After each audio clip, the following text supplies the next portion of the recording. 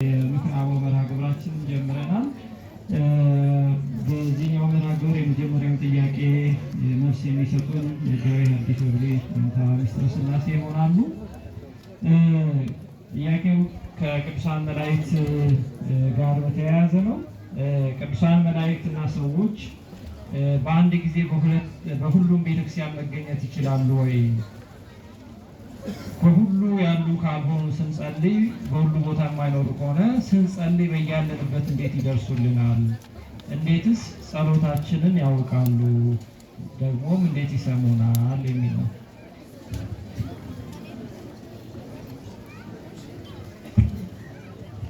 ደህና እግዚአብሔር አምላካችን የተመሰገነ ይሁን። አሁን የቀረበው ጥያቄ ከቅዱሳን መላእክት እንዲሁም ደግሞ ተጋድሏቸውን ከፈጸሙ ቅዱሳን አባቶቻችን እናቶቻችን ጋር የተያዘ ነው። ይህ ብዙ ጊዜ የሚጠየቅ እና ብዙ ጊዜ ሲነገር የነበረ ጥያቄ ነው። አጠር አድርጌ ለመመለስ እሞክራለሁ። እግዚአብሔር አምላካችን ምስጢሩን ይግለጥልን። በቤተክርስቲያናችን ትምህርት ቅዱሳን መላእክት በሁሉም ቦታ ምሉ ናቸው፣ ቦታ አይወስናቸውም፣ አይገድባቸውም የሚል ትምህርት የለም።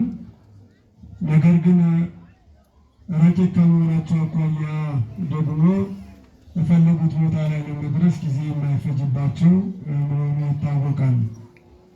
ያ ማለት ምሉ ናቸው ማለት አይደለም። እንኳን ቅዱሳን መላእክት ቅዱሳን አባቶቻችን እናቶቻችንም ሲበቁ ቦታ ባሉበት ቦታ ተወስነው ነገር ግን እንደ እግረ ፀሐይ ከሁሉ ይደርሳሉ። ፀሐይ አሁን እንደኛ የምታበራው እኛ ያለንበት ላይ ደርሳ አይደለም፣ ባለችበት ላይ ሆና ብርሃኗ ይደርሳል። ጨለማውን ያርቅልናል፣ ሙቀቱን ቅዝቃዜውን ያስወግድልናል። ሙቀቷም ብርሃኗም እኛ ላይ ይደርሳል። ነገር ግን ፀሐይ እንዳለች ራሷ እኛ ናት ላይ ወይም እኛ አካል ላይ ናት ማለት አይደለም። እንደዚህ ሁሉ ቅዱሳን አባቶቻችንም ባሉበት ቦታ ሆነው ቦታ ሳይገድባቸው የቦታ ርቀት ሳይከለክላቸው ወጸጋ ሆሙኒ ታሰምዑ ይላቸዋል። የሚሰጣቸው ጸጋ በተጋድሏቸው የሚሰጣቸው ጸጋ የራቀውን አቅርቦ የተሰወረውን ገልጦ መጻያትን ኃላፊያትን እንዲያውቁ ያደርጋቸዋል። የእኛን መሻት የእኛን ጸሎት የእኛም ልመና በዚህ መልኩ ይረዱታል። ከዚያ ሲያልፍ መላእክት ሰማያውያን ናቸው፣ እኛ ምድራውያን ነን። ነገር ግን በቤተ ክርስቲያን ደግሞ አንድ ንብረት ነን፣ አንድ አካል ነን። ቤተ ክርስቲያን ብዙ አይደለችም፣ አንዲት ናት። ይህን ንብረት በደንብ መረዳት ያስፈልጋል። ህንፃው በተለያየ ቦታ መሰራቱ በተለያየ ርቀት መታነጹ ቤተክርስቲያንን ብዙ አያሰኛትም።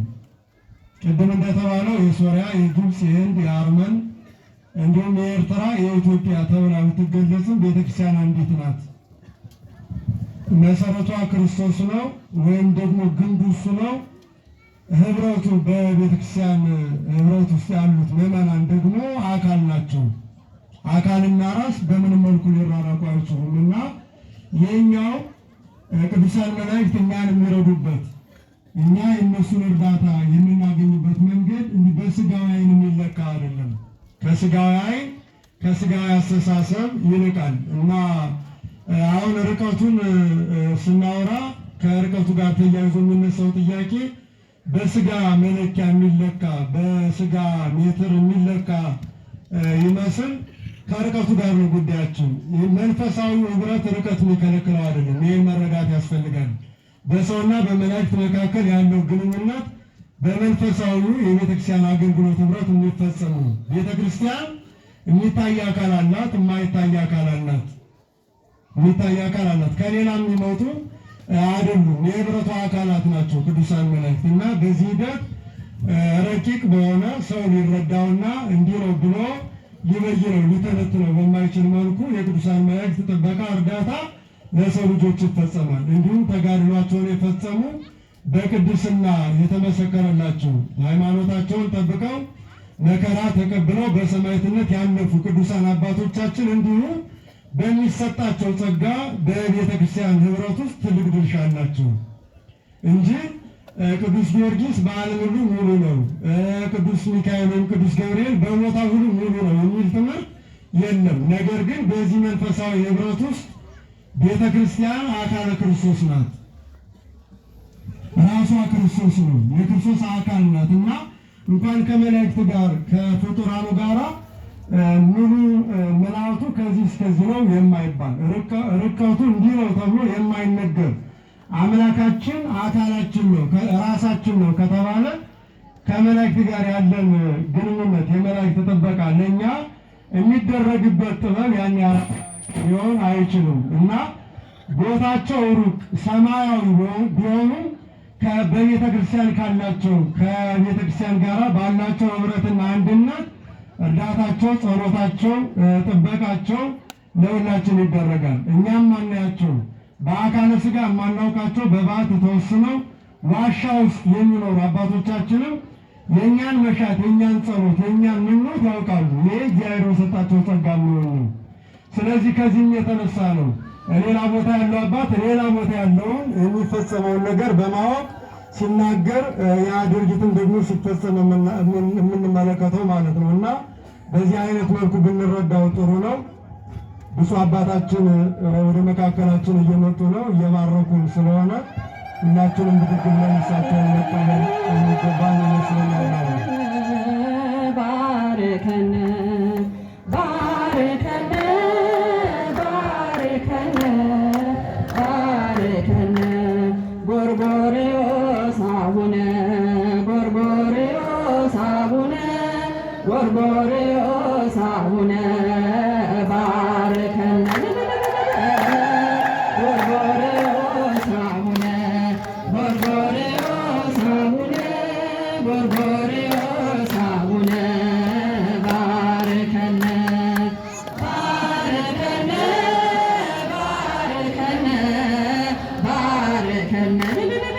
ባርከን ባርከን ጎርጎርዮስ አቡነ ጎርጎርዮስ አቡነ ጎርጎርዮስ አቡነ ባርከን ጎርጎርዮስ አቡነ ጎርጎርዮስ አቡነ ጎርጎርዮስ አቡነ ባርከን ባርከን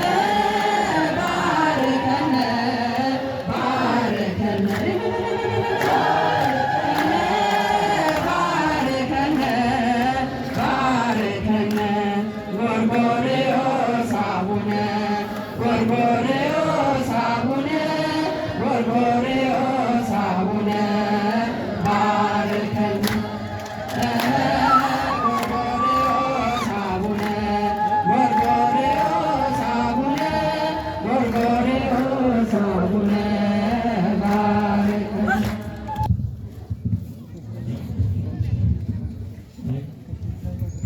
ለምስጢር እንግዲህ ቆረጥ ባቸው እንደሆነ እንጂ በደንብ አብራርተውታል። በጣም ባጭሩ ሶስት ነገሮችን ብቻ ለማንሳት እንዳሉት መላእክት ሰው ይትፌነው ለመልእክት ይታጡ መካኖሙ መላእክት ለተልእኮ ሲላኩ ከነበሩበት ቦታ ይታጣሉ። ስለዚህ ሙሉ በኩል በሁሉ ያለ እግዚአብሔር ብቻ ነው። ሁሉን የሚያውቅ እግዚአብሔር ብቻ ነው። ከዛ ባሻገር ያለ የቅዱሳን እውቀት የቅዱሳን በዛ አንጻር ያሉ ነገሮች ከጸጋ እግዚአብሔር የሚገኝ ለቅዱሳን ለመላእክትም ለሰዎችም እንደየብቃታቸው እንደየጸጋቸው ከሱ የሚገኝ ነው። ታዲያ መላእክት በሁሉም ካልሆኑ በሁሉም የሚገኙ ካልሆነ እንዴት አድርገው ይረዱናል? እንዴት አድርገው ጸሎታችንን ይሰማሉ? ለሚለው ይሄ ቅድመ እንዳብራሩት የእግዚአብሔርን አሰራር እኛ አናውቀውም። አሁን እንደ መላእክቱን እናቆየውና እግዚአብሔር በሁሉ እንዳለ እናምናለን።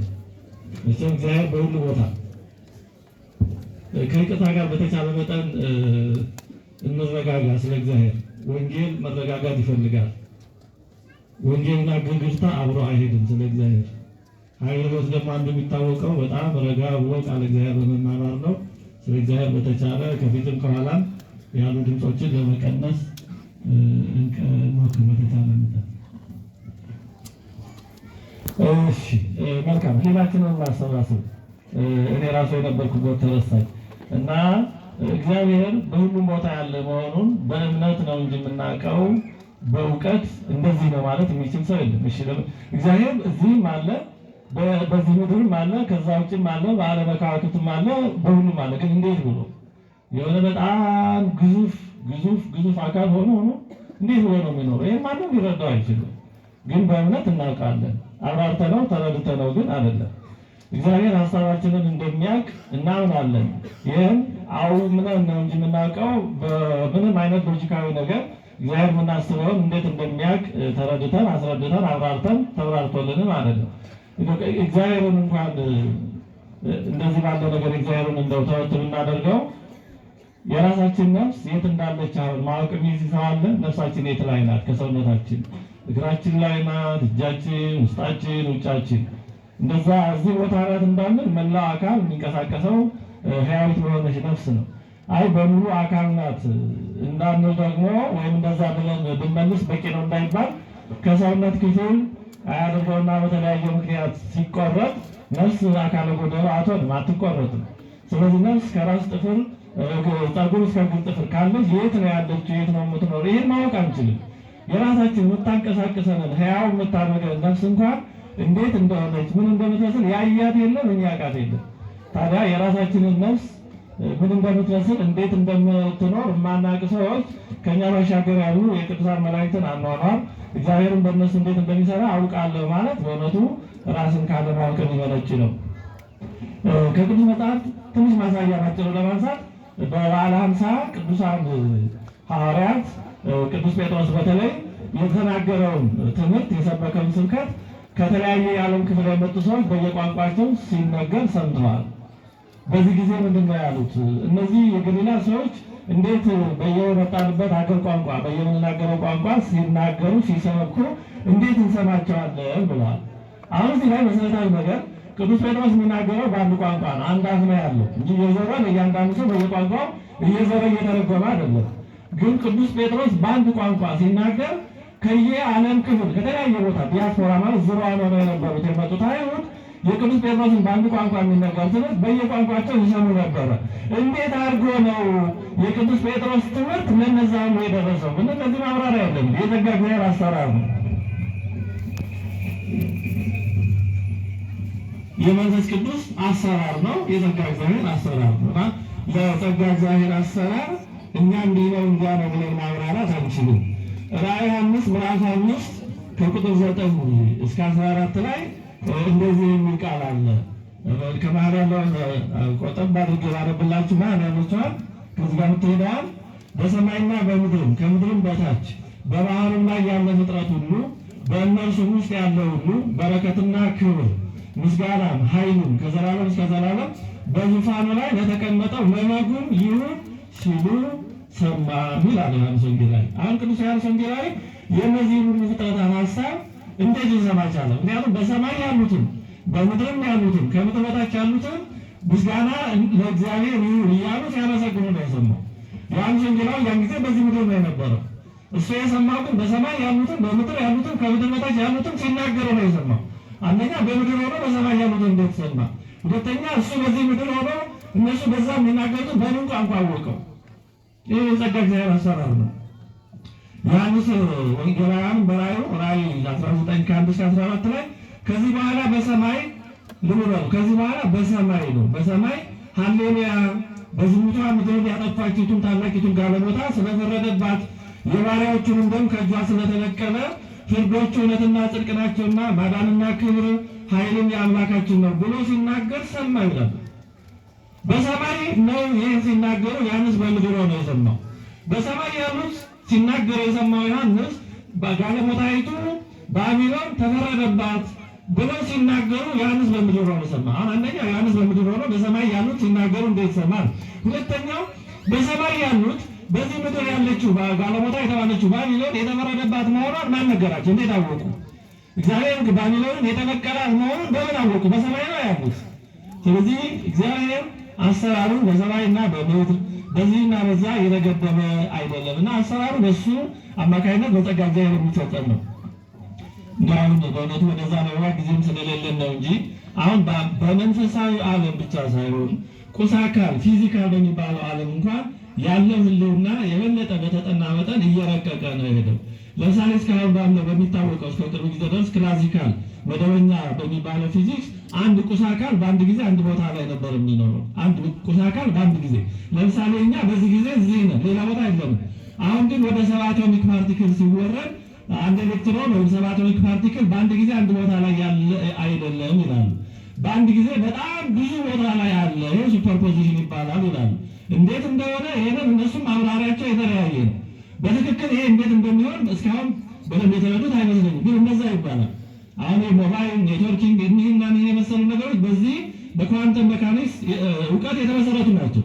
ግን አንድ ቁስ አካል በአንድ ጊዜ እንዴት ብዙ ቦታ ሊኖር ይችላል? ይሄን እነዛ ይህንን አገኘን የሚሉ ሰዎች አልተረዱትም። ግን እውነታው እንደዛ ነው። እውነታው እንደዛ ነው። አሁን ለምሳሌ ይሄ ማይክሮፎን ያለው አሁን እኔ እጅ ላይ ነው። ግን በእነሱ አረዳድ በኳንተም ፊዚክስ አረዳድ አንድ ቦታ እኔ እጅ ላይ ብቻ አይደለም ያለ፣ በጣም ብዙ ቦታ ላይ ይሄዳል። አሁን በሃይማኖት ቢነገር እንዴት ይሆናል ሊሆን አይችልም ሊባል ይችላል። በቁስ አካል እንኳን እየረቀቀ ነው ያለው። እውነተኛ እውቀት እውነተኛ መረዳት ሲመጣ ወደዚህ ወደ ርቀቱ ነው የሚገባው እና እንኳን መንፈሳዊ ረቂቁ ዓለም ቁሳዊ ዓለም እንኳን እንዴት እንደሚሆን እየተረዳ ነው አይደለም። እንደውም አንድ ሮጀር ፔርሮስ የተባለ ይመስለኛል አንድ ሳይንቲስት ምን ብሏል?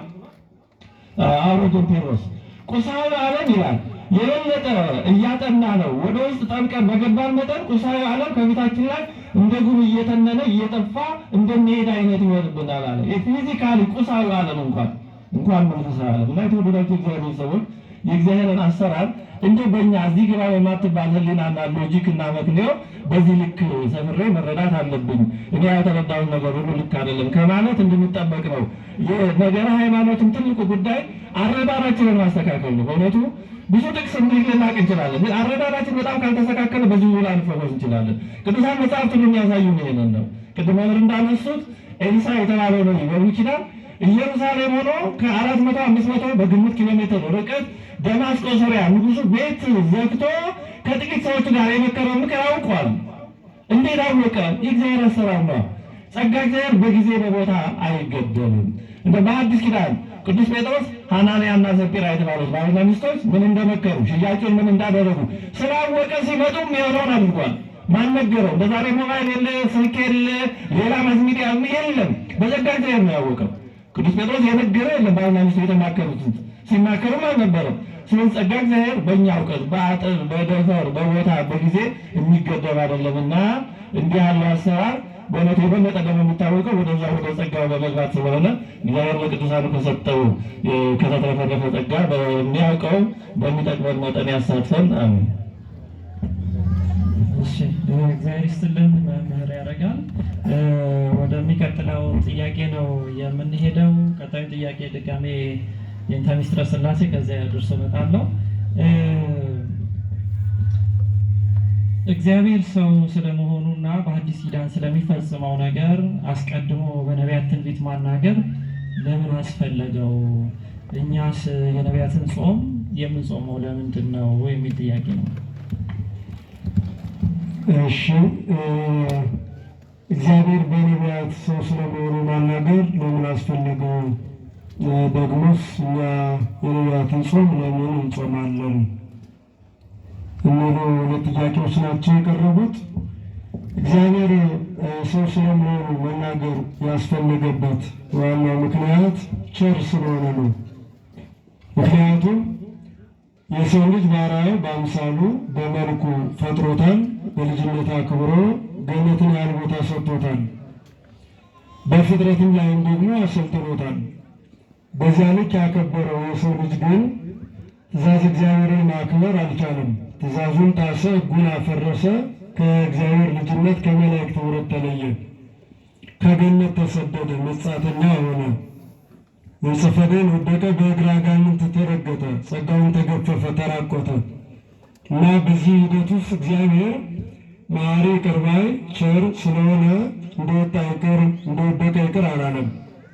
በምሕረቱ በቸርነቱና በይቅርታው የሰውን ልጅ ወደ ቀድሞ ልጅነቱ ወደ ጥንት ርስቱ ወደ ገነት ሊመልሰው ወዷል። ስለዚህ ቃል ኪዳን ሰጥቶታል ሊያድነው። በ5 ቀን ተኩል ከልጅ ልጅ ተወልጄ አድንሃለሁ የሚል። ስለዚህ ቃል ኪዳን ወይም ተስፋ የተሰጠው ለሰው ልጆች ሁሉ ቢሆንም መጀመሪያ የተሰማው ግን በአዳም ጆሮ ብቻ ነው። ተስፋው ለሰው ልጆች ሁሉ ስለሆነ ይህ ተስፋ እግዚአብሔር ለሰው ልጆች ሁሉ እንዲደርስ አድርጎታል። ይህ የቸርነቱ መገለጫ ነው። እግዚአብሔር አባት ነው፣ እናት ነው። ልጆቹ እንዲጨነቁ አይፈልግም፣ እንዲረጋጉ። ይልቁንም እግዚአብሔር አባቴ አምላኬ ወደ ገነት ይመልሰኛል፣ ይቅር ይለኛል እያሉ ተስፋ እያደረጉ እንዲኖሩ በነቢያት ትንቢት ማናገር አስፈልጓል። ከነቢያት አስቀድሞ ለአዳም የነገረው ቃል ኪዳንና ተስፋ ነው። ትንቢተ ነቢያት ሆኖ ሌላ አዲስ ነገር አይደለም። የነቢያት ትንቢት ማለት ለአዳም የተሰጠው የመዳን ቃል ኪዳን ነው፣ ሌላ አይደለም። ስለዚህ ያ የመዳን ቃል ኪዳን የመዳን ተስፋ አዳም ጆሮ ላይ ብቻ የሚቀር አይደለም። በአዳም ልጆች አንደበት መነገር መመስከር አለበት። የአዳም ልጆች ሁሉ በጆሯቸው ሊሰሙት በአእምሯቸው በልቡናቸው ሊጠብቁትና ከዚያ ከመከራቸው ሊወጡ ሊያመልጡ ሊድኑ የሚችሉበት የእግዚአብሔር ምሕረትና ቸርነት እንዳለ ተስፋ እንዲያደርጉ በነቢያት እንዲነገር አድርጎታል። በቃል ብቻ እንዲነገር አላደረገውም፣ በምሳሌ እንዲታይ አድርጎታል። በዘመነ አበው በልዩ ልዩ ህብረ ምሳሌ ሲገለጥ የኖረው የአምላክ ሰው መሆን የሰው አምላክ መሆን። ምክንያቱም ሰዎች ምሳሌውን በማየት አማናዊውን እንዲጠባበቁ ነው። እግዚአብሔር እንደ መልካም እናት ነው። መልካም እናት ምግብ እየሰራች ልጆች ራበኝ እያሉ ባለበት ሰዓት ምግቡ ባይደርስም ደርሷል፣ አይዟችሁ የሚጣፍጥ ምግብ ነው እያለች ልባቸውን በተስፋ ትሞላለች፣ ታቆየዋለች። አይዟችሁ የሚያጠግብ ምግብ ነው የምሰራላችሁ ትላቸዋለች። ይሄ የፍቅሯ የበጎነቷ መገለጫ ነው። እግዚአብሔርም እንዲሁ በክብር ያከበረው የሰው ልጅ ተስፋ በመቁረጥ እንደወደቀ እንደተሰበረ እንዳይቀር የበለጠ ወደ እግዚአብሔር መቅረብ ሕሊናውን መሰብሰብና ከአምልኮት እግዚአብሔር እንዳይለይ በፍቅሩ ሊሰበስበው ስለፈለገ በነቢያት ትንቢት አናግሯል። በአበው ደግሞ ልዩ ልዩ ህብረ ምሳሌዎችን አሳይቷል ማለት ነው እና እነዚህ ህብረ ምሳሌዎችን ትንቢቶቹን ለጊዜው ያ ድነቱ ፍጹም የሆነው ድነት እስከሚሰጥ ድረስ መቆያዎች ናቸው። የአረቦን ስጦታዎች ናቸው። የአረቦን ጸጋዎች ናቸው ማለት ነው። ገበሬ መከር ደርሶ የዘራውን ከመሰብሰብ አስቀድሞ የዘራው ሲበቅል ያያል። ያ የተስፋ ምግብ ነው። ይደሰታል፣ ሐሴት ያደርጋል፣ ፈጣሪውን ያመሰግናል፣ እምነቱ ይጸናል የበለጠ። ምክንያቱም የዘራው መሬት ላይ አፈር ለውሶ አልቀረም፣ ፈርሶ በስብሶ እንደገና አዲስ ሆኖ ሲበቅል ያየዋል። የእሱም ተስፋ በዚያው ልክ ይለመልማል ማለት ነው። ያንን ቡቃያውን እያየ ዘንድሮማ አዝመራዬ አምሮልኛል፣ ጎተራዬ ይሞላል፣ እግዚአብሔር በበረከት ይጎበኘኛል እያለ ተስፋ ያደርጋል። የሰው ልጆች እንዲሁ ተስፋ እንዲያደርጉ ዲያብሎስ ተስፋ አስቆርጦ ከእግዚአብሔር ለይቶ በኃጢአት በበደል እንዳሰራቸው እንዳይቀር ከዚያ መውጣት የሚችሉበትን የብርሃን ጭላንጭል የተስፋ ወጋገን ብርሃን እያሳየ ነው እግዚአብሔር ለነቢያት ትንቢት ያናገረው። ስለዚህ የሰው ልጅ 5500 ዘመን ባለዕዳ የተፈረደበት ፍዳ ውስጥ ያለ ቢሆንም የኖረው ግን በተስፋ ነው። የነቢያት ትንቢት የሰው ልጆችን ተስፋ የቀጠለ ያለመለመ ከእግዚአብሔር ጋር ያላቸውን ግንኙነት የበለጠ የሚያጠነክር ነው። ስለዚህ እዚያ ላይ ለመድረስ ዋናው ድነት ላይ ለመድረስ መሰላል ነው፣ መንገድ ነው። የሰው ልጆች በእግረ ልቡና ወደ ፍጹም ድነት ጉዞ የሚያደርጉበት ነበር። ያኮ ለነቢያት ሩቅ አልነበረም። ትንቢቱን ለሚናገሩ ትንቢቱን ለሚሰሙ ሰዎች ሁሉ ዕለተ ድነት ሩቅ አልነበረም። ነቢይ እግዚአብሔር ኢሳይያስ እንደሚለው ዮም ዕለት ሪት ወዕለተ አድኅኖት፣ የመዳን ቀን ዛሬ ነው፣ አሁን ነው። በዕለት ሪት ሰማዕኩከ ወበዕለተ መድኃኒት ረዳእኩከ፣ በተመረጠችው ቀን ሰማሁ፣ በመዳን ቀን ረዳሁ። የመዳን ቀን ዛሬ ነው የሚሉት ነቢያት። ይሄ በጣም እጅግ ትልቅ ተስፋ ነው። ሩቅ አልነበረም፣ እንደቀረበ እጃቸው ላይ እንዳለ አድርገው ነው ይናገሩት የነበረው።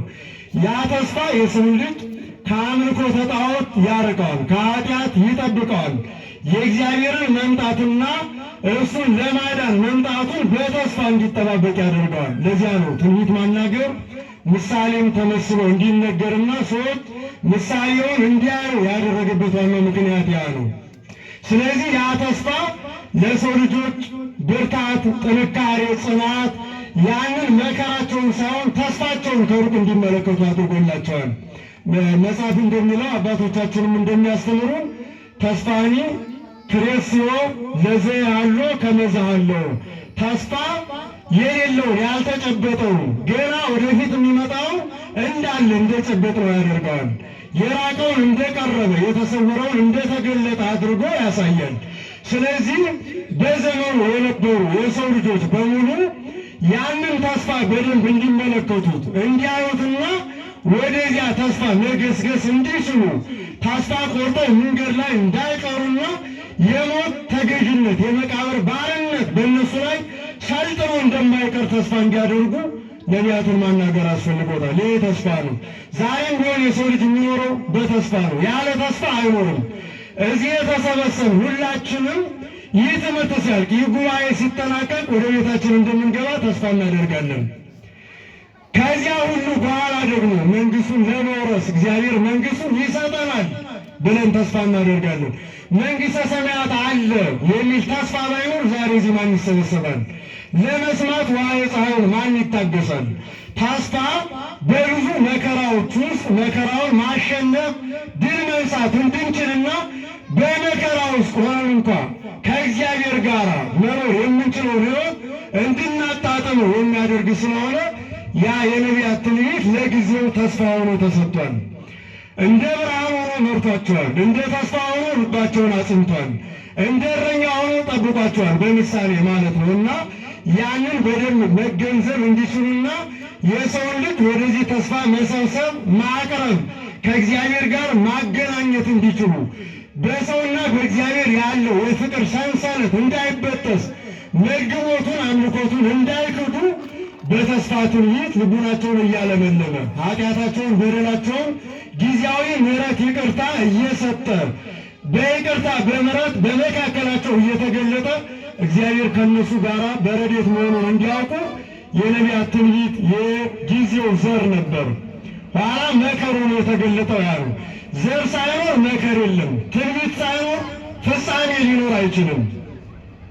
ያ የነቢያት ትንቢት ነው ዛሬ ወንጌል የምንለው፣ ዛሬ የመዳን ትምህርት የምንለው የምናምንበት የነቢያት የትንቢት ዘር ነው። የወንጌል መከሩ ነው የተገለጠው። ስለዚህ ያ አስፈላጊ ስለነበረ በዘመኑ የነበሩትን የሚያጸና የሚያቀና ከእግዚአብሔር ጋር የሚያስታርቅ አሁን ላለነው ደግሞ የእግዚአብሔርን መምጣት የሚያረጋግጥ ስለነበረ ትንቢት ሊነገር ግድ ነበር። ያ እንግዲህ ነገረ ተዋሕዶ የአምላክ ሰው መሆን ቤት ነው፣ እንደ ቤት እንወስደው እንችላለን።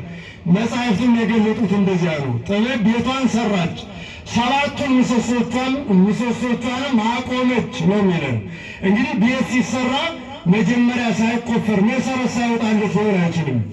መሰረት ሳይወጣለት የሚሰራ ቤት እንደሌለ ሁሉ የሥጋዌ ቤትነት የተሰራው በነቢያት የትንቢት መሰረትነት ላይ ነው።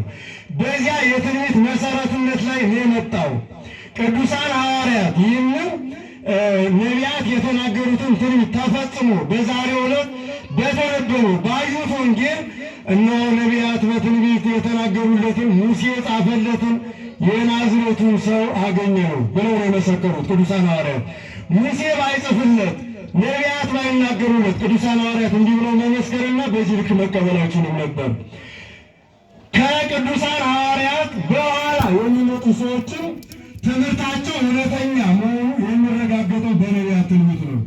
ዛሬ የምንማረው የድኅነታችን ትምህርት መገለጫ መረጋገጫና ትንቢት የተነገረለት ሱባኤ የተቆጠረለት እንጂ ሌላ አካል ወደ ምድር እንዳልመጣ የምናውቅበት ስለሆነ ነቢያት ትንቢት መነገር የግድ ነበር። ስለዚህም እንዲነገር አድርጓል። ለጊዜው ሕዝቡን በኦሪት በነቢያት መርቶታል። ዕለት ዕለት እንደምንለው በወንጌል መራሕከነ ወበነቢያት እናዘዝከነ ዘለሊከ አቅረብከነ፣ በወንጌል መራህን እስከዚያው ድረስ ግን በነቢያት አረጋጋህን። የነቢያት ትንቢት በሐዘን በመከራ በፍዳ በመርገም ታውጦ የነበረውን የሰው ልጅን ልቡና የሚያረጋጋ የሚያጸና ነበር። ስለዚህ ልቡናቸው እንዲረጋጋ ነው፣ አለኝ ብለው እንዲያስቡ አለኝታ እንዲኖራቸው የነቢያት ትንቢት ተነግሯል። ሱባኤ ተቆጥሯል። ምሳሌ ተመስሏል። ያ ትንቢት ያ ምሳሌ ያ ሱባኤ ሲፈጸም እነሆ ሙሴ የጻፈለትን ነቢያት ትንቢት የተናገሩለትን የናዝሬቱን ሰው አገኘ ነው በማለት ቅዱሳን ሐዋርያት በነቢያት ትንቢት መሰረት ሲረካከቡ እናያለን። አምላካቸውን ሲቀበሉ ሲያምኑበትና ሲከተሉት እንዲሁም ሲመሰክሩለት እናያለን ማለት ነው። ለዚህ ነበር የነቢያት ትንቢት የተነገረው። የነ ዳዊት፣ የነ ኢሳይያስ፣ የነ ኤርምያስ የሌሎችም ትንቢትና ሱባኤ የተቆጠረው እነሆ ክርስቶስ ዝም ብሎ ድንገቴ አይደለም የመጣው፣ ተናግሮ ነው። በደንብ አስረድቶ ነው የመጣው። የሰው ልጅ በደንብ እንዲጠብቀው አድርጎ ነው የመጣው ማለት ነው። ስለዚህ በዚያ መሰረት የሰው ልጅ በነቢያት ትንቢት መሰረት መረጃ ስለነበረው አሜን ወአሜን ብሎ ለመቀበል የነቢያት ትንቢት መንገድ ጠራጊ ፊት አውራሪ ሆኖለታል ማለት ነው። ዛሬ የነቢያትን ትንቢት ለምን እንጾማለን ከተባለ ትምህርታችን፣ ሕይወታችን ከነቢያት ጋር ይያያዛል። ቅዱስ ጳውሎስ የሚለን ያንን ነው።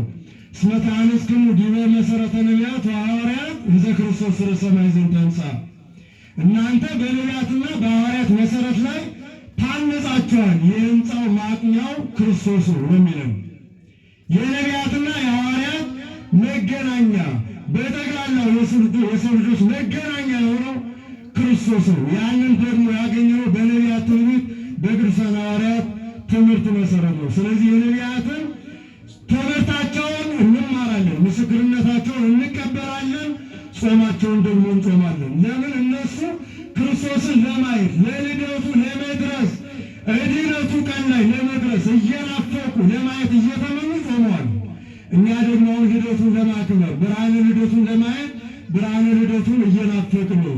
እዚያ እንዲያደርሰን እየተመኘን እንጾማለን ማለት ነው። በነገራችን ላይ ጾመ ነቢያት ሲባል ሩቆችን ነቢያት ብቻ መመልከት የለብንም። ለቃል ርደት ለሥጋ እርገት ምክንያት የሆነችው የነቢያት የቅዱሳን ሐዋርያት እናት የሆነችው እመቤታችን ይህን ጾም ጾመዋለች።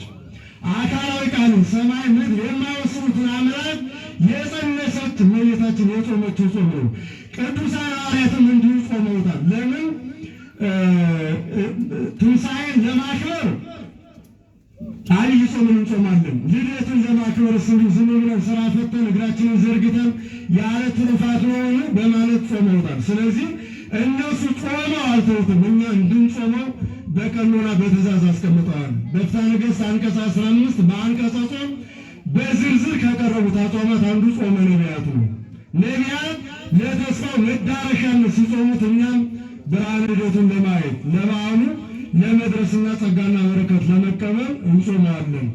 ብዙ ነገር ማለት ቢቻልም ጊዜያችንን በአግባቡ መጠቀም ጥሩ ስለሚሆን ወደፊትም መንገድ ስላለ እኔ እዚህ ላይ ገታ አደርገዋለሁ። ቀሪውን መምህሮቻችን ይመልሱልናል። ሊቆየን እሺ፣ እግዚአብሔር ይስጥልን። ሚስጥረ ሥላሴ ወደሚቀጥለው ጥያቄ እንሄዳለን። ቃል ያሰማልን እያልኩኝ ሁለተኛው ቀጣዩ ጥያቄ የቀረበው ከአገልጋዮችና ከምዕመናን ጋር ከቤተክርስቲያን አባቶች ጋር በተያያዘ በመጋቢውና በመንጋው መካከል ስላለው ግንኙነት አንዳንድ ክፍተቶችን እያየን በዚያ ምክንያት ከቤተክርስቲያን የመራቅ ሁኔታዎች ያጋጥሙናል። ይህ በቅዱሳት መጻሕፍት ቤተክርስቲያን አስተምሮ እንዴት ይታያል? መፍትሄውስ ምንድን ነው? እሺ፣ እግዚአብሔር ይስጥልን።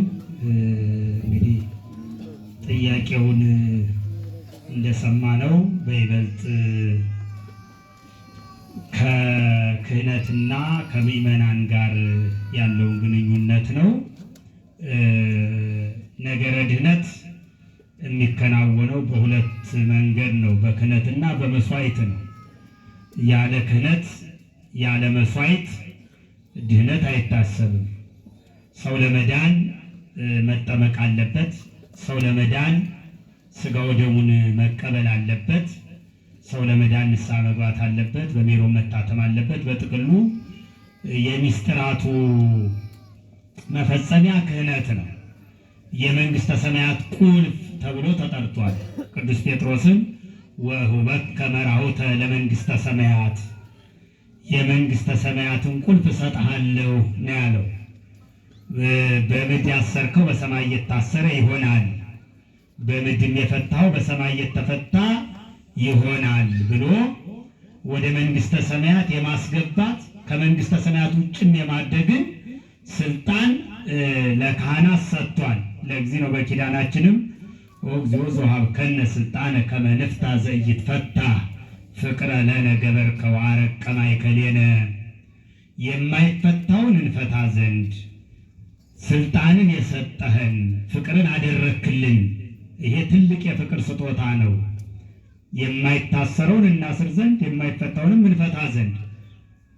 መተርጉማኑ ምድራውያን ነገስታት ሊያስሩት ሊፈቱት የማይችሉትን፣ ጸሐፍት ፈሪሳውያን ሊያስወግዱት የማይችሉትን ኃጢአት የማስወገድ ስልጣንን ሰጠኸን ብለው ተርጉመውታል። እና ስለዚህ ከምድር እስከ ሰማይ የሚደርስ ነው ክህነት።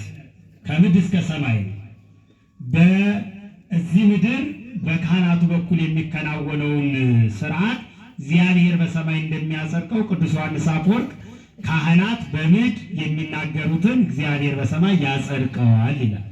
እግዚአብሔር ይፍታ ብለው ሲሉ እሱ ደግሞ የተፈታችሁ ሁኑ ብሎ ነፃ ያወጣል ማለት ነው። ነፃ ያወጣል። ስለዚህ ክህነት በጣም ትልቅ ሀብት፣ ትልቅ ስጦታ ነው። ኃጢአቱን ይቅር ያላችሁለት ተትቶለታል፣ ኃጢአቱን ይቅር ያላላችሁለት ደግሞ ተይዞበታል ይላል ዮሐንስ ወንጌል ምዕራፍ 20 ላይ። ኃጢአቱን የተዋችሁለት ተትቶለታል፣ ትተንልሃል ያላችሁት፣ ኃጢአቱን ደግሞ የያዛችሁበት ይቅር ያላላችሁት ደግሞ እንደዚሁ ይቅር አይባልም ብሎ በአምላካዊ ቃሉ በማይታበል ቃሉ የክህነትን ታላቅነት መድኃኔዓለም ክርስቶስ ራሱ ነግሮናል። በፍትሐ ነገሥት አንቀጽ 9 ላይ በከመ ተአቢ ነፍስ እምሥጋ ወከማሁ ተአቢ ክህነትኒ እመንግሥት፣ ነፍስ ከሥጋ የምትበልጠውን የምትከብረውን የምትልቀውን ያክል ክህነትም ከመንግሥት ትልቃለች ይላል። ከሁሉ በላይ ናት ክህነት። ሀብተ ክህነት ትልቅ ጸጋ ነው። ቅዱስ አትናቴዎስ ዘይተገብረ ለመላእክት ተገብረ ለካህናት ያለው ለዚህ ለመላእክት ያልተደረገ ለካህናት ተደረገ ይላል። ክህነት በዚህ ልክ የከበረ ትልቅ ሀብት ነው። አሁን ትልቁ ጉዳይ በምዕመናንና በካህናት መካከል ያለው ልዩነት እየሰፋ መጥቷል ነው። አለመከባበር፣ አለመደማመጥ፣ አንዳንድ ጊዜ ደግሞ የሚያስነቅፉ ነገሮችም ይታያሉ። ይህ እንዴት ይሁን ነው? የመጀመሪያው እንግዲህ የክህነትን ምንነት ካህኑ ምዕመኑ ማወቅ አለበት። ካህኑ ሀብቱን በሚገባ የተሰጠው ስልጣን ቀላል እንዳይደለ፣ የተሰጠው ሀብት ቀላል እንዳይደለ እንደ ተራ ነገር ማየት መቁጠር የለበትምና የመጀመሪያው ካህኑ ራሱ ማድረግ ያለበት ነገር በቅዱስ መጽሐፍ ተቀምጧል።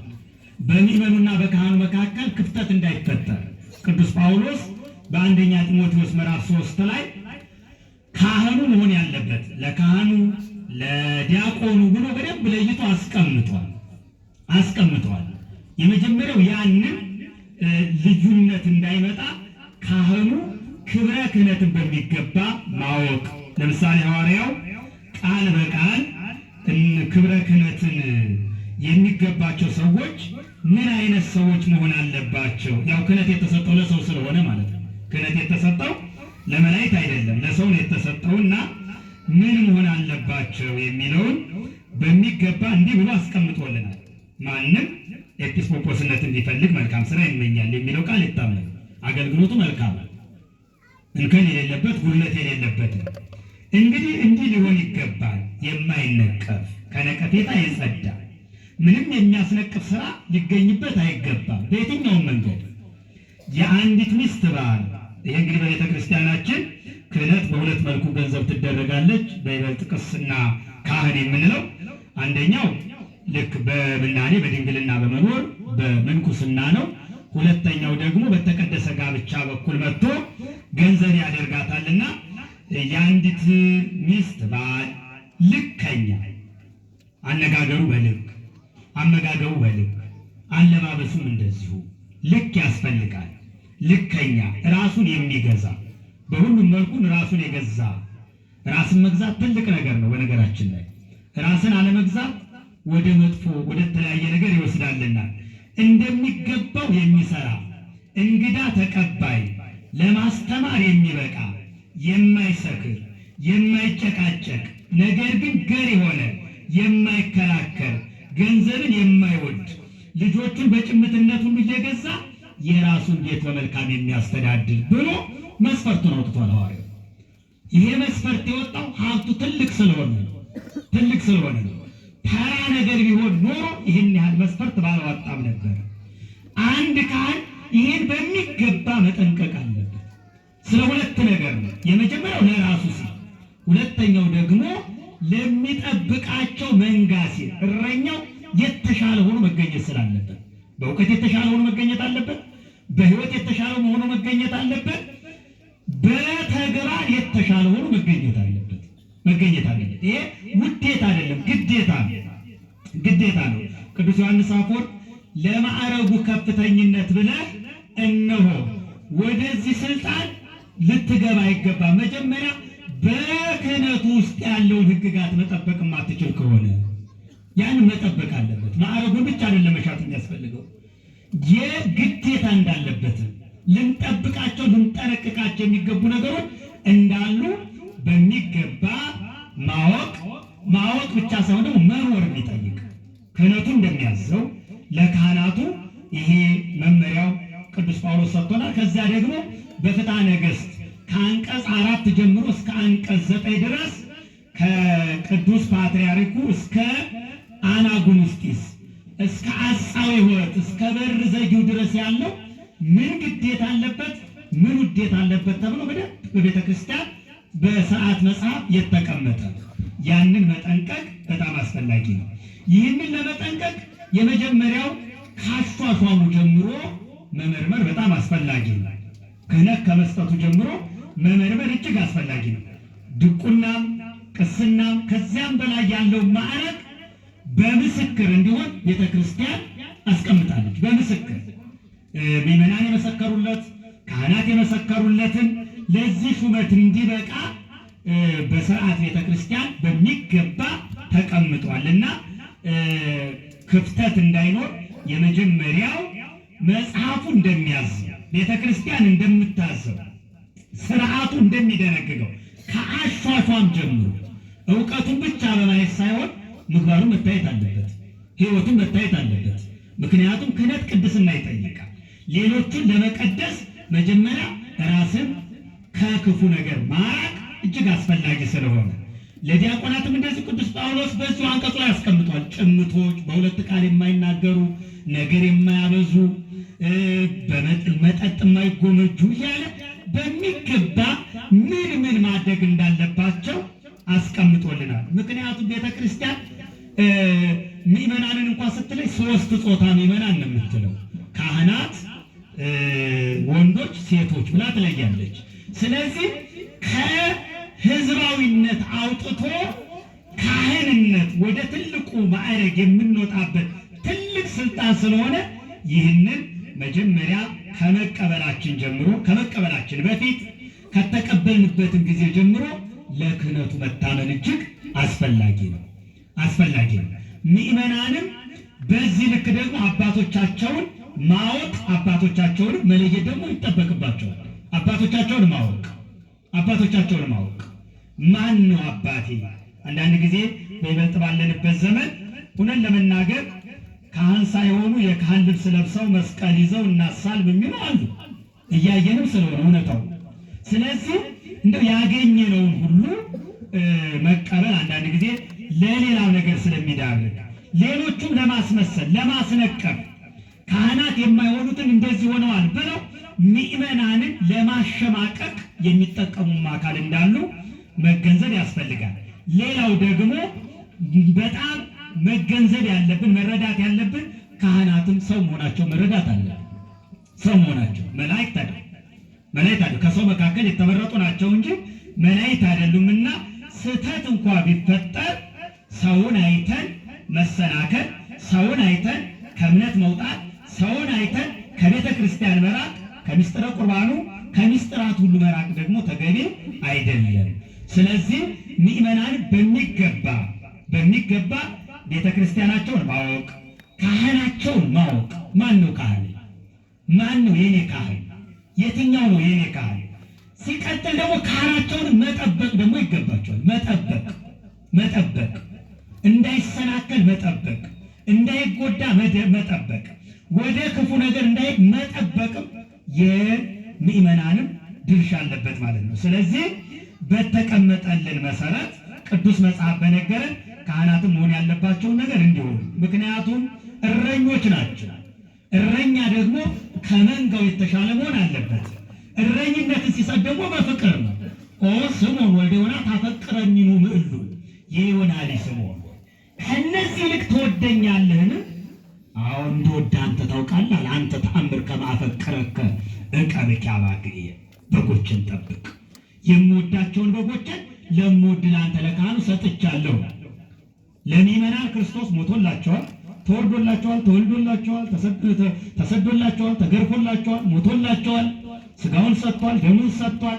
ይህም ሁሉ ዋጋ የተከፈለላቸው ምእመናንን እንጠብቃቸው። የፍቅር ስጦታዎች ናቸው፣ የፍቅር ስጦታዎች ናቸው በጎቹ። ስለዚህ በጎቹን በሚገባ የሚጠብቅ የማያንቀላፋ ትጉህ እረኛ መሆን በጣም ያስፈልጋል። የማያንቀላፋ ስለ በጎቹ የሚጨነቅ ስለ በጎቹ የሚያስብ ራሱን የሚያስቀድም ሳይሆን ከበጎቹ በፊት የሚቀድም። የመልካም እረኛ መገለጫ ላይ ምንድን ነው የሚለው? መልካም እረኛ በጎቹ ያውቁታል፣ በበጎቹ ፊት ለፊት ይሄዳል። ከበጎቹ በፊት ሲጾም፣ ሲጸልይ፣ ሲያስተምር፣ መልካም ሲሰራ ፊት ለፊት የሚታይ እነሱ ደግሞ የሚከተሉት አርአያ የሚሆናቸው አርአያ የሚያደርጉት የሚኮሩበት በትምህርቱ የሚኮሩበት በንግግሩ የሚኮሩበት በአነጋገሩ የሚኮሩበት በጥቅሉ ሊሆን ይገባል። ለዚህ ነው እኮ ሊቁ ወለመ ፈቀድከ ትኩን መምህረ ኩን ገባሬ መጽሐፍ፣ መምህር ለመሆን ብትሆን መጽሐፍን የምታገላብጥ ኃይለ ቃል አውጥተህ ሚስጥር አደላለ የምታስተምር በሕይወት የምትኖር ሁን እንዳለ። ስለዚህ በሕይወት መኖር እጅግ አስፈላጊ ነውና እንግዲህ በመካከል እየተፈጠረ ያለውን ነገር በሁለት መልኩ ማስተካከል በጣም ያስፈልጋል። የመጀመሪያው ቅድም እንዳልነው ከክህነት አሰጣጡ ጀምሮ እስከ መጨረሻው ድረስ አገልግሎቱን መከታተል በሚገባ ያስፈልጋል። ሁለተኛው ደግሞ ምእመናን በሚገባ ካህኖቻቸውን ማወቅ፣ የክብረ ክህነትን ምንነት መረዳት፣ ለክህነቱ ትልቅ ቦታ መስጠት ያስፈልጋል። አንድ የተሳሳተ ነገር ሲታይ በዚያ በኩል እልም ብሎ መሄድ ተገቢ አይደለምና ካህንም ክህነቱን መጠበቅ፣ ምእመንም ካህኑን መጠበቅ፣ ከዚያ በኋላ በመካከላቸው ያለውን ልዩነት እያጠበቡ ወደ ትክክለኛው መንገድ መምጣት እጅግ አስፈላጊ ነውና ይሄ ብዙዎቹ ጥያቄ ባይሆንም የአንዳንድ የጥቂት ሰዎች ጥያቄ ሊሆን ስለሚችል ከቤተ ክርስቲያን ርቅ ያለው እንደውም ጠያቂያችን ምንድን ነው የሚለው መስቀል መሳለም ሁሉ ቤተ ክርስቲያን መሄድ ሁሉ እየከበደ ነውና ምን ላድርግ የሚል ጥያቄ ነው ያነሳውና ይሄ በጣም የተሳሳተ አረዳር ነውና እንደ ሰው ቢስቱም ነገር ግን ማቅናት በቤተ ክርስቲያን ሕግ መሰረት መኖር እጅግ አስፈላጊ ነው። እግዚአብሔር ይስጥልን። እሺ እግዚአብሔር ይስጥልን። የመጨረሻውን ጥያቄ መምህር ያደርጋለው የሚመልሱልን ከኦርቶዶክሳዊ የቅዱሳት መጽሐፍት ወይ ደግሞ የመጽሐፍ ቅዱስ አረዳድ ጋር የተያያዘ ነው። መጽሐፍ ቅዱስና ኦርቶዶክሳዊ አስተምህሮ ወይ ዶክትሪኑ እና እንዴት ነው ሁለቱ የሚገናዘቡት? ኦርቶዶክሳዊት ቤተክርስቲያን መጽሐፍ ቅዱስን የምትተረጉመው ከዶግማ ተነስታ ነው ወይስ ከመጽሐፍ ቅዱስ ተነስታ ነው ዶግማን የምትተረጉመው የምትደነግገው? ዶግማ ከመጽሐፍ ቅዱስ ይሰፋል ወይስ መጽሐፍ ቅዱስ ከዶግማ ይሰፋል? እንዴት ነው የሚገናዘቡት የሚል ነው። እሺ እግዚአብሔር ይስጥልን። በክህነት ጉዳይ በተነሳው በእውነቱ ብፁዕ አባታችን በመገኘቱ ደስ ብሎናል። ቡራኬው ይድረሰን። ክህነት አሰጣጡ ያው ባለቤት ባለበት ስለሆነ የምንናገረው ጥሩ ነው እና ያው እንግዲህ እውነቱ ቀስ እያለ እየተሻሻለ ይሄዳል ብለን ተስፋ እናደርጋለን። የግብፅ ቤተክርስቲያን በ19ኛው መቶ ዓመት አሁን እኛ የምንቸገርባቸው ጉዳዮች አይነት ነበረባት እና የግብፅ ቤተክርስቲያንን ትንሣኤ የጀመሩት ትልቁ ቄርሎስ አራተኛ የተባሉት ፓትርያርክ ናቸው። የቆዩት 7 ዓመት ያክል ነው፣ ግን በጣም አርቆ ሀሳቢ ነበሩ። ኢትዮጵያ መጥተው ነበር ገና ጳጳስ ሳይሆኑ አፄ ቴዎድሮስ ጋር ሁሉ ተገናኝተዋል እና አፄ ቴዎድሮስን በጣም አርቆ ያዩቸውን ሀሳቦች ሁሉ ተካፍለዋል ይባላል። ዞሮ ማንኛውን እንደቀሰቀሰ እግዚአብሔር ያውቀው፣ ግን ተቀሳቅሰው ሊሆን ይችላል። ግን የኛ የለውጥ ሀሳቦች ያው በተለያየ ሁኔታ ያለንበት ነው ያለ ነው እና እሳቸው አንዱ የጀመሩት ትልቁ ነገር የትምህርት አብዮት ነው። በግብፅ ቤተክርስቲያን የጀመሩት ካህናቱ የተማሩ መሆን አለባቸው በደንብ በሁሉም መንገድ ቴዎሎጂካሊ በቤተክርስቲያን ትምህርት በአካዴሚክሱ ያነሱ መሆን የለባቸውም ብለው ኮሌጆችን መንፈሳዊ ኮሌጆችን ነው የከፈቱት። እንዳውም በኋላ አረቦች ግብፅ ሲገቡ ተቋርጦ የነበረውን የታላቁን ግብፅ የእስክንድርያ ቴዎሎጂ ትምህርት ቤት እሳቸው ናቸው የጀመሩት። በ1850 ምናምን ነው ፓትርያርክ የሆኑ እና የሞቱት አሟሟታቸው ራሱ በተንኮል ነው ይባላል። በጣም አርቆ አሳቢ ስለነበሩ ያው የነበረው ሁኔታ አልወደዳቸውም። ብቻ በሆነ በ6-7 ዓመት ነው የቆዩት። ግን የለውጡን ችቦ ለኩሰው ነው ያረፉት። ከዛ በኋላ ቀጥሎ የመጡት ፓትርያርክ ብፁዕ ቅዱስ አቡነ ቄርሎስ በጣም ረዥም ዘመን በግብፅ ታሪክ በመንበራቸው የቆዩ ናቸው፣ 52 ምናምን ዓመት እና ብፁዕ ቅዱስ አቡነ ቄርሎስ አራተኛ የለውጥ ጅምር ተቋማዊ አድርገው መሰረቱን እያስያዙ ሄዱ። ያ ነው ዛሬ ከደረሱበት ጥሩ ደረጃ ያደረሳቸው እና አንዱ ትልቁ ነገር ትምህርት ላይ ነው የሰሩት። በተለይ እናቶች መማር አለባቸው፣ ወጣቱ ያ የሚለው እንዳለው ነው። ካህናት ከመንፈሳዊ ኮሌጆች በጣም ጠንካራ ከሆኑ መንፈሳዊ ኮሌጆች ያልተመረቀ ሰው ካህን መሆን የለበትም የሚለውን በጣም ጥሩ አድርገው ነው ያመጡት። ያም በጊዜው ብዙ ተቃውሞ ገጥሟቸዋል። ያው በዘልማድ መኖር እነዛም ጋር ስለነበረ እንዴት እንዲህ አዲስ ውሳኔ ይወሰንብናል፣ ያው መቼም እንደ ንጉሥ የሮጥ የለመደ ሰው ጠበቅ ሲል አይወድምና ብዙ ተቃውሞዎች ነበሩ። ግን በሂደት ያው የግድ ችግሩም የግድ ስለነበረ እንደዛ ያለ ዛሬ ከደረሱበት ጥሩ ደረጃ በብዙ መንገድ ደርሰዋል እና በእውነቱ እንደው እኛም ጋር የክህነቱ አሰጣጥ አገልግሎት ተኮር አገልግሎት ለመስጠት የሚፈልጉ ሰዎች የሚመጡበት እንዲሆን እንመኛለን። በእውነቱ ጥንት አንድ ጳጳስ ብቻ ይመጣ በነበረበት ጊዜ እየታዘሉ ዲቁና ቅስና ቢሰጥ አይገሩም፣ ችግር ነው፣ ጨርሶ መጥፋት ሊመጣ ይችል ነበር። ዛሬ ግን እግዚአብሔር ይመስገን ብፁዓን ሊቃነ ጳጳሳት በየመንበረ ሀገረ ስብከታቸው አሉና በእውነቱ አሁን በአንድ ጊዜ ዲቁና መስጠቱ ራሱ ላይ ቢዘገይ ብዬ አስባለሁ። ብፁዕ አባታችን አራጉን ውስጥ ስንደት መጀመሪያ ይሾምና ንባቡ እየታየ ለቤተክርስቲያን ያለው ፍቅር እየታየ እየተጋሱን ደግሞ ሙሉ ዲያቆን ስላልሆነ ወደፊትም ተስፋ አለው እና ከዛ ደግሞ ቀስ እያለ ንፍቅ ዲያቆን ይሆናል። ከዛ ደግሞ እያለ ቢሆን እንጂ በአንድ ጊዜ ዲቁናም ሲሆን ያው የቀረው ነገር ከዛ ላይ መቀሰስ ነው። እንዲህ አይነት ነገሮች አሉና ቀስ እያደረጉ ቅድም እንደተነገረው እውነት ክህነቱ ጥንት ወደ ነበረበት ምዕመናን እየተሳተፉ በእውነቱ ገሌ ካህናችሁ ይሁን አይሁን እየተባለ አይሁን ይምከረን ይምራን እየተባለ ቢሆን ጥሩ ይመስለኛል። አሁን እኛ ጋር እንደዛ አይመስለኝም። ብፁዕ አባታችን ይቅርታ ያድርጉልን፣ በሰው ሀገረ ስብከት ያለውን አሰራር አላውቅም። እንደዛ ቢሆን ተስፋ አደርጋለሁ ይሆናል ብዬ ግን በብዛት ግን የተለመደው ሰዎች በግላቸው ነው ካህናት የሚሆኑት ይመስለኛል። እና እንደውም አንዳንዶቹ መቼ ካህን እንደሆኑ ሁሉ ስለማይታወቅ ሰላም ሊባል ሲል እጃቸውን ለመስጠት ሲከብዳቸው ወይ መስቀል ሲያወጡ ለማውጣት እንደዛ ነው የምናየው።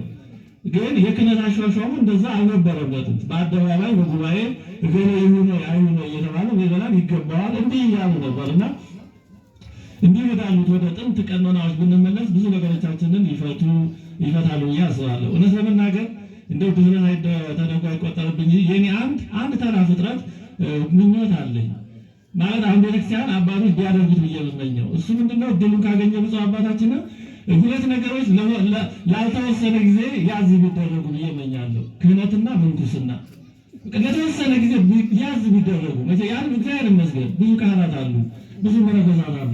አሁን ያለው እስኪጣራ ድረስ በደንብ በቃ በእውነቱ መልክ እስኪይዝ ትንሽ ያዝ ብናደርገው በጣም እመኛለሁ። እውነቱ እኛ ጋር ያለው ምንም ባልተረት አለ የበላቸው ያገሳታል፣ በዛው ላይ ያጎርሳታል የሚል ይላል እና አሁን ብዙ ጊዜ ሲታይ እንደዛ ነው። ለብዙ ነገር በር እየከፈተ ስለሆነ እንደው ትንሽ መልክ እስኪይዝ ድረስ እንዲህ ያሉ ነገሮች በእውነቱ ትንሽ ያዝ ቢሉ የሚል ምኞት አለኝ እኔ። አባታችን ድፍረት አድርገው አይቁጠሩብኝ። አባትነቱን ከመገኘቱ የተነሳ ይህን እድል ልጠቀም ብዬ ነው በእውነቱ እና በእውነቱ በጣም ክህነት አሰጣጡ ዲቁና አሰጣጡ በተወሰነ መልኩ እንደው ትንሽ ደረጃው ስታንዳርዱ ከፍ ይልልን እግዚአብሔር ይመስገን። ዛሬ ሊማሩባቸው የሚችሉባቸው ምድቦች ስላሉ እንደ ባጭሩ ጠቅላላ አድርጌ ማንም ሰው ቢሆን መጽሐፍ ቅዱስን የሚያነበው ቀድሞ ከሰማው ተነስቶ ነው።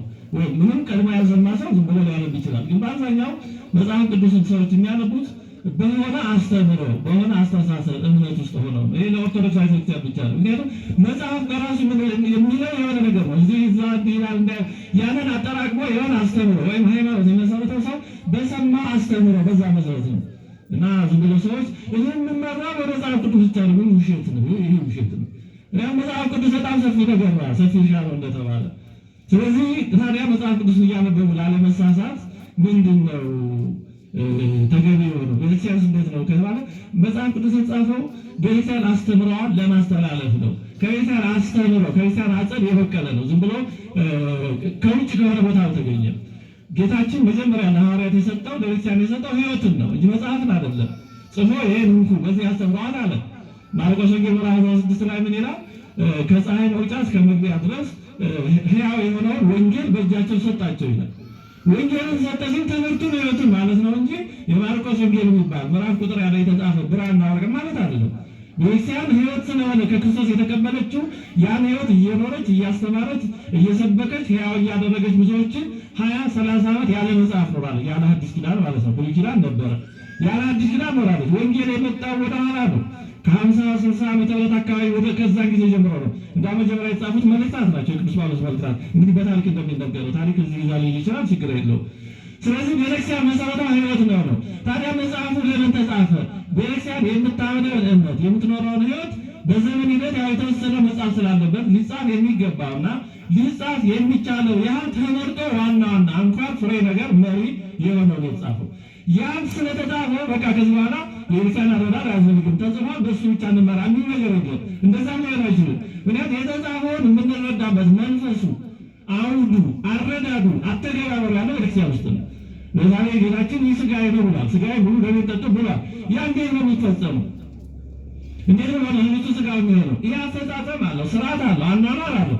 ያ ራሱ መጽሐፍ ላይ የለም። መጽሐፍ ቅዱስ የጌታችን ትምህርት ማለት ነው። በመጽሐፍ ላይ የተጻፈው ሰው ከዋና ከመንፈስ ካልተወለደ በስተቀር ዳግመኛ ካልተወለደ በስተቀር ወደ እግዚአብሔር መንግሥት ሊገባ አይችልም ይላል። ምን ማለት ነው? ይህ ምን ማለት ነው? እንዴት ብሎ ነው ሰው ከዋና ከመንፈስ የሚወለደው?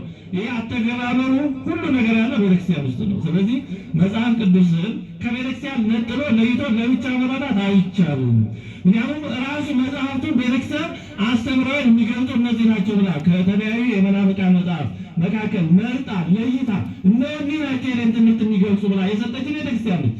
መጽሐፍቱን መርጣ ስትሰጠን ካመናት የመጽሐፍቱንም ሀሳብና አረዳድ ስትነግረን ማመን አለብን። አለዛ መጽሐፍቱን እፈልጋለሁ አረዳዱን አልፈልግም የሚል ሰው ምንድን ነው የሚያደርገው? በመጽሐፉ ተነስቶ የራሱን የተለያየ የተሳሳተ ሌላ ባዕድ ወንጌል ነው የሚፈጥረው። ባዕድ ወንጌል ያለው ቅዱስ ጳውሎስ በዚህ ነው። ቅዱስ ሄሬኔዎስ ከግኖስቲኮች ጋር ከባድ ትግል ነበረበት። በእውነተኛ እድለኞች ነን። ዘባ ባይጻመው አንተም ወክም ተጻመው ለልክ እንደተባለ ቅድም እንደተነሳ እኛ በቀደሙ ድካም ነው የገባነው እና ቅዱስ ሄሬኔዎስ ግኖስቲኮች የመጽሐፍ ቅዱስን ቃል የራሳቸውን መጽሐፍ እየጻፉ ይሄ ነው ትክክለኛው ትምህርት ይሄ ነው ወንጌል እያሉ ያስቸግሩት ነበር። በተለይ ግኖስቲኮች ረቀቅ ያለ ሰወር ያለ ትምህርት አለው ጌታ ለሐዋርያት ለፍጹማን የገለጸው እናንተ ስላልገባችሁ ይሉን ነበር። እናም ወንጌልን ይጠቅሳሉ። እነዚህ ስህተታቸው ለምሳሌ አንድ ግኖስቲኮች በጣም የሚወዱት ጥቅስ ነበረ ወይም አለ ማቴዎስ ወንጌል ምዕራፍ 20 ላይ ነው አይደለ? ስለ በተለያየ ሰዓት የሆኑ አትክልት ሰራተኛ ሊቀጠር ሄደ የሚለው ማቴዎስ 20 ላይ ነው አይደለ? ስለዚህ በነግ በአንድ ሰዓት ሄደ፣ በ3 ሰዓት፣ በ6 ሰዓት፣ በ9 ሰዓት፣ በ11 ሰዓት ሰራተኛ የቀጠረው። እነዚህ ሲደመር ስንት ይሆናሉ? 1 ሲደመር 3 ሲደመር 6 ሲደመር 9 ሲደመር 11 ስንት ይሆናል? 30። ይህ ምን ይላሉ? ጌታ በ30 ዓመት የተጠመቀው ለዚህ ነው ይሉና 30 ኤዮኖች ወይም መካከለኛዎች አሉ ይላሉ። ቅዱስ ጳውሎስ አንድ መካከለኛ አለ ያለው ለዚህ ነው። 30 ኤዮኖች መካከለኛዎች የሉም ነው። የሉም ይህ ስህተት ነው ሲባሉ ይኸው አይገባችሁ እንጂ ወንጌል ላይ እኮ በረቀቀ መንገድ ተጽፏል ይላሉ። እንፈልግ ከተባለ የማይገኝ ጥቅስ የለም። ወዳጅ ማርቲን ሉተር መጽሐፍ ቅዱስ ብቻ ብሎ የተነሳው ራሱ በኋላ ሲመረው ምን አለ? ጎበዝ አካሄድ አያዋጣም አለ። መጽሐፍ ቅዱስ ብቻ ያለ አንዳንድ ጥቅስ የፍላጎታችን የምንጠቅስ ከሆነ የሆነ አካባቢ የራስተን ቢራ ከሆነ አካባቢ የጀርመን ቀበሌ ቢራ ይሻላል ብሎ ለማስረዳት ራሱ ጥቅስ ማግኘት ይቻላል። ጥቅስ ማግኘት ይቻላል። ጥቅሱን እንዲህ ካለ ምክንያቱም ሰፊ እርሻ ነው አይፈልቀው ማግኘት ይችላል። እንደውም እውነት ሆነ በተለምዶ የሚባል ነገር አለ። ከዚህ በፊትም ሳትሰሙት አትቀሩ። አንድ ሰው መጽሐፍ ቅዱስ ግልጥ አድርጎ እስቲ ምን ይለኛል የሚል ሲፈልግ ሄዶ ታንቆ ሞተ የሚለው ወጣለት ይባላል። ይሄ ነገር ምን አይነት ነገር ነው ብለው ቀጥሎ ደግሞ እንደዚህ ክድና አድርጎ ግልጥ ሲያደርግ ሂድ አንተም እንዲሁ አድርግ የሚለው ቃል ወጣለት። አሁን ይሄ ማለት መጽሐፍ ቅዱስ ላይ ይሄ ነገር እስኪ ሶስተኛ ሞክር ሲል የምታደርገውን ቶሎ ብለህ አድርግ የሚለው ወጣለት ይባላል። እና አሁን የሰው ቢታነቅ መጽሐፍ ቅዱስ ነው ያሳነቀኝ ነው በራሱ ስተም ነው የሚታነቀው። ስለዚህ አረዳድ በጣም ወሳኝ ነው። ቅዱስ ሄሬኔዎስ ምን አለ ታዲያ? መናፍቃን መጽሐፍ ቅዱስን እንዳለ ይጠቅሱና ግን የተበላሸ ትምህርት ይፈጥሩበታል። የሞዛይክ ምሳሌ ያነሳል። አንድ አርቲስት በጣም ጎበዝ የሆነ አርቲስት የከበሩ ማዕድናትን ተጠቅሞ የንጉሥ ምስል ክርስቶስን የሚያሳይ ስዕል ሰራ። ሞዛይክ ነው። አንድ ሌላ ሰው ከማናንሳለ ባይደው ያ ሞዛይክ ንቅንቅን አድርጎ በታተነውና እኔም ልግጠም አለ። ሲገጥመው ግን የውሻ ወይም የቀበሮ ምስል ሰጠ ይላል። በዚህ ጊዜ ይህ እኮ አልነበረም ቀድሞ የነበረው ስዕል የክርስቶስን የሚያሳይ የንጉሥ ምስል ነው ሲል አይደለም። ይኸው እኔ የጨመርኩትም የቀነስኩትም ማዕድን የለም፣ ማዕድናትም እነዛው ናቸው የከበሩ ናቸው ይላል። አዎ ከማዕድናቱ የጨመረው የቀነሰ የለም፣ ግን ያበላሸውን አገጣጠሙን ኮምቢኔሽኑን አበላሽቶታል። ስለዚህ ከቤተክርስቲያን ውጭ መጽሐፍ ቅዱስ ጠቅሳለሁ የሚል ሰው ኮምቢኔሽኑን አረዳዱን አገጣጠሙን ያበላሸውና ክርስቶስን የሚያሳየው መጽሐፍ ቅዱስ ሌላ ዲያብሎስን ስህተትን ሞትን እንዲያሳይ ያደርጋል። ስለዚህ ቤተክርስቲያናዊ በሆነ መንገድ መረዳት የግድ አስፈላጊ ነው። አለዛ በሌሎች የደረሰ ነው የሚደርስብን። ፕሮቴስታንቲዝም በብዙ ሺህ የተከፋፈለው በመጽሐፉ ይዘት አይደለም፣ ባረዳዱ ነው። ማርቲን ሉተርና የእሱ ጓደኛ የነበረው ሰው እንግዲህ ይህ ስጋዬ ነው የሚለው ገጸ ንባብ ይቀበላሉ። ግን ይሄ እንዲህ ነው ይሄ እንዲህ አይደለም ተብሎ በጦርነት ተዋግተው ነው እንግዲህ በጦርነት ነው የሞተው። ከመዋጋት እንዳደረሳቸው አረዳዱ ነው። ስለዚህ ቤተክርስቲያናዊ የሆነ መጽሐፍ ቅዱሳዊ አረዳድ የግድን አስፈላጊ ነው። ከአውድ ውጭ እንረዳው ካል እንደተሳሳቱት መሳሳት ነው የሚሆንብን። ዘይርስልን መምህራችን ቃለ ሕይወት ያሰማልን። በዚህ በ22ኛው ሐዋርያዊ ሕይወት የምክረ አበው መርሃ ግብር የተዘጋጀው ከሰዓት በኋላ ያለው መርሃ ግብራችን በዚሁ አጠናቀናል። ትምህርቱን ለተነሱ ጥያቄዎች መልስ ለሰጡት ለመምህራኖቻችን እግዚአብሔር አምላክ ቃለ ሕይወት ያሰማልን። እኛም በሰማነው ቃል ጨክነን በጎ ስራ መስራት እንድንችል አምላካችን እግዚአብሔር ይርዳን። በዚሁ እንጨርሳለን። እግዚአብሔር ይስጥልን።